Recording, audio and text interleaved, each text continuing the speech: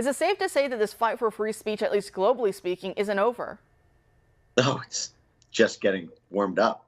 This is this is an exciting period because we now have tools of power at our disposal in terms of the U.S. federal government, in terms of a well-capitalized coalition for freedom that spans the government, the private sector, new civil society institutions, and a robust populist media apparatus, all sort of working in tandem on this. But we're going to need all that and more to take on this global censorship industry that's been constructed over the past 8 years. And Thierry Breton was right at the center of all of that. He was the head of the EU, as you mentioned, the Digital Commission, which oversees the regulation, the enforcement of the EU Digital Services Act, the DSA, which I call the NATO censorship law. This is, I think, the single most existential threat to free speech in the Western world, including in America. I think everyone needs to understand just how unbelievably nasty this is. This is the sort of thing that we went to war with the United Kingdom over in 1776. Effectively, what this law does is it gets long-arm control over conversations here in the U.S. By allowing the EU to regulate what disinformation means. So Americans talking to Americans being heard on social media by someone in Germany or France is effectively illegal, depending on whether or not this tiny little body that Breton sat on the at the top of calls it disinformation. Of course, they have the people who adjudicate the definition of disinformation. They all have intelligence backgrounds and are tightly connected to the financial interests in the war with Russia and Ukraine. That's what this Romania situation is about as well, I should note.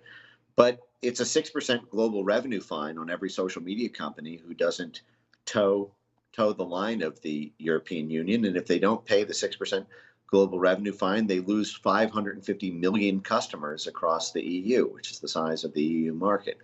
And so they have U.S. social media companies over the barrel. And the only thing that can really turn that around is a State Department, effectively a delegation sent to the EU that fights back and threatens carrots and sticks, threatens sanctions, threatens trade regulations, threatens tariffs, threatens to tax and fine European companies operating in the U.S. You need robust, hardball negotiations and leverage applied. And unfortunately, over the past 4 years, the Biden administration helped the EU do this. They actually encouraged them to do it because they wanted to get control over the U.S. tech platforms to make sure they did not host pro-Trump content or pro-populist content in the EU.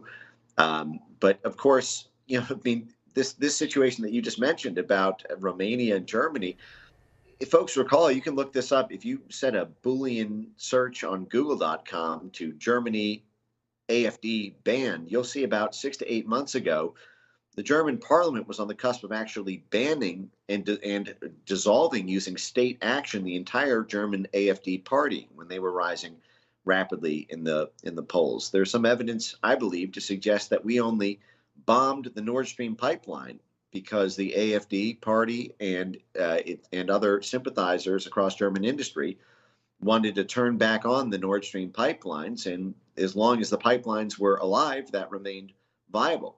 And so all these actions have been taken to rig democracy, to stop the rise of true, authentic populist voices.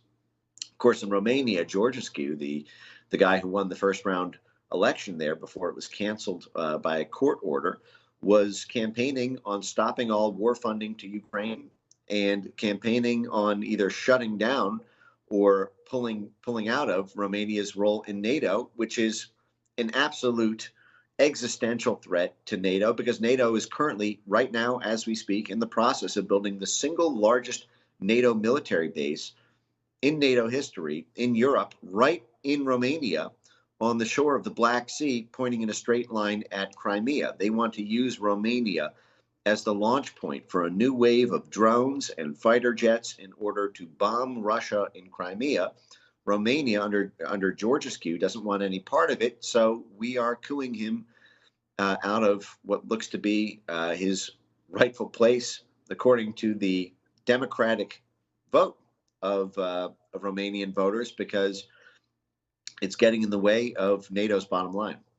You know, that makes so much sense, the way that you were able to lay it out there for us. I mean, all the pieces.